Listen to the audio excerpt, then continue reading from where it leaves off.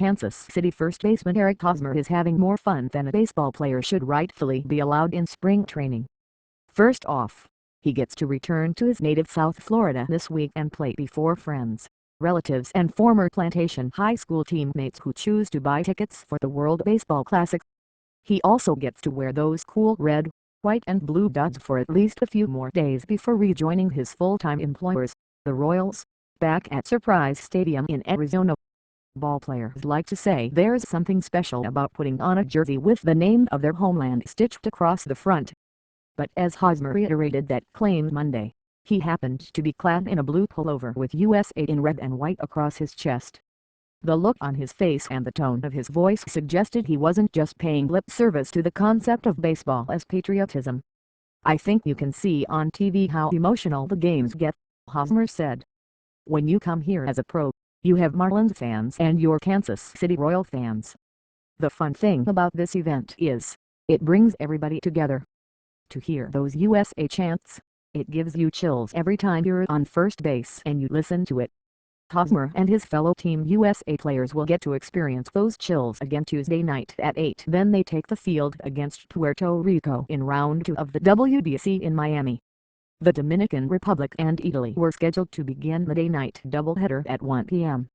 For manager Joe Torre's players, the prospect of a few more games with USA on the front of their jerseys certainly beats returning to spring training with tire tracks across their backs. Team USA seemed destined for embarrassment after losing to Mexico to begin the first round in Phoenix.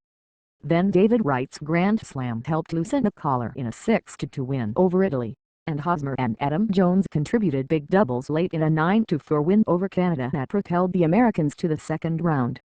It's a diverse and potentially very entertaining field here in Miami. The Dominican lineup, led by Yankees second baseman Robinson Cano, scored 19 runs and hit .324 in 3 games at Hiram B. Thorne Stadium in San Juan, PR. The Puerto Rican squad, meanwhile, advanced thanks to a 2.33 ERA from its pitching staff and some big hits from Cleveland infielder Mike Aviles and San Francisco center fielder Angel Pagan. Italy brings a nice little NCAA Tournament-Cinderella vibe to this WBC bracket.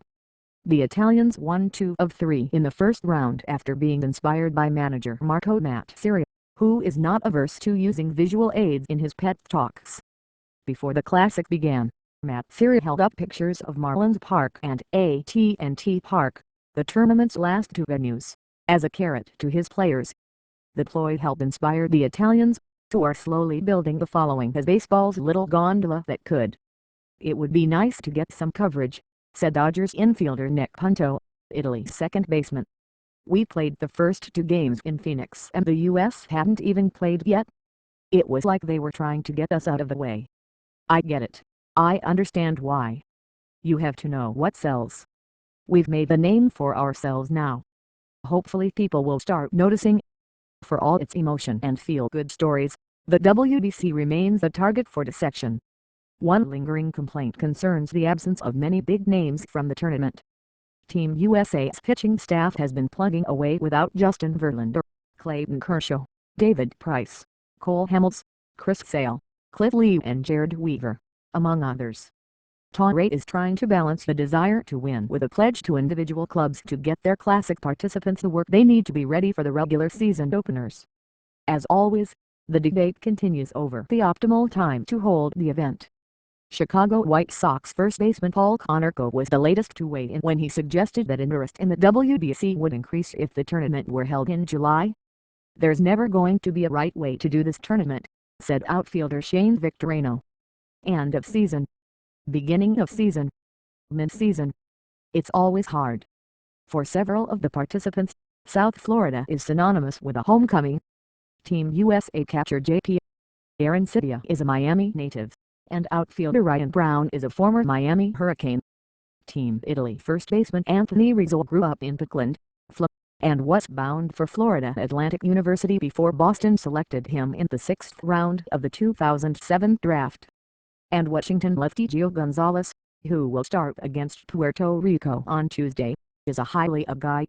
He watched Team USA's 9-4 victory over Canada on Sunday at a Flanagan's Seafoods Bar and Grill in his old backyard. "I was just going nuts, having some chicken wings and water," Gonzalez said. Hosmer, 23, was born in Broward County, Florida, and played high school ball about 30 miles from Miami. His father was good friends with Jack McKeon's family, and the Hosmers were regulars at Pro Player Stadium when Trader Jack came to town as Cincinnati Reds manager and later ran the Marlins. Hosmer was 8 years old when the family snagged seats for the Marlins' 3-2 win over Cleveland in Game 7 of the 1997 World Series. He remembers Bobby Bonilla's home run off Jarrett Wright landing about 7 seats away from him. "My uncle took me to that game," Hosmer said. "I think this will be pretty similar to that. The atmosphere won't be as intense as a World Series. But if anything is a close second, this is it." Two prominent members of the Dominican squad, shortstop Jose Reyes and third baseman Hanley Ramirez, are in for a little homecoming of their own. A year ago, they were preparing for a big season with an Ozzie Guillen-led team burdened by great expectations. But the hype quickly gave way to some bad baseball at 501 Marlins Way, and owner Jeffrey Loria began dismantling the squad piece by piece last summer. The Marlins traded Ramirez to the Dodgers in July and sent Reyes to Toronto in a stunner of a trade in November. The deal generated some hard feelings on the part of Reyes and pitcher Mark Burrell, who felt deceived by Loria after signing long-term contracts with the club. But Reyes and Ramirez stoked any negative vibes in the name of international diplomacy Monday. "Jose and I don't keep bad things in our minds," Ramirez said. "Everybody knows this is a business. When I think about the times that we were here, the fans, the team and everybody treated us good. We have good memories that we're never going to forget. And we're really happy to be back here. If you say so, Hanley." The only items left on the agenda now are winning games and leaving enough tickets at the will call window. Gonzalez, besieged by requests during previous trips to South Florida, has drawn the line at 6 tickets this time around because he wants to give himself time to actually focus on pitching. Torre is also trying to stand firm, but he's not having much luck. Upon arrival in Miami, he heard from a certain Puerto Rican-born catcher who played a central role on 5 World Championship clubs with the Yankees. Torre just couldn't say no.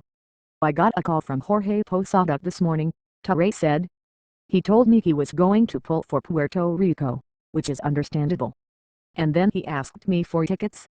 Torre obliged with the seats, but that's where his charity ends. Team USA made it this far by winning baseball games. There's no point in revising the storyline now.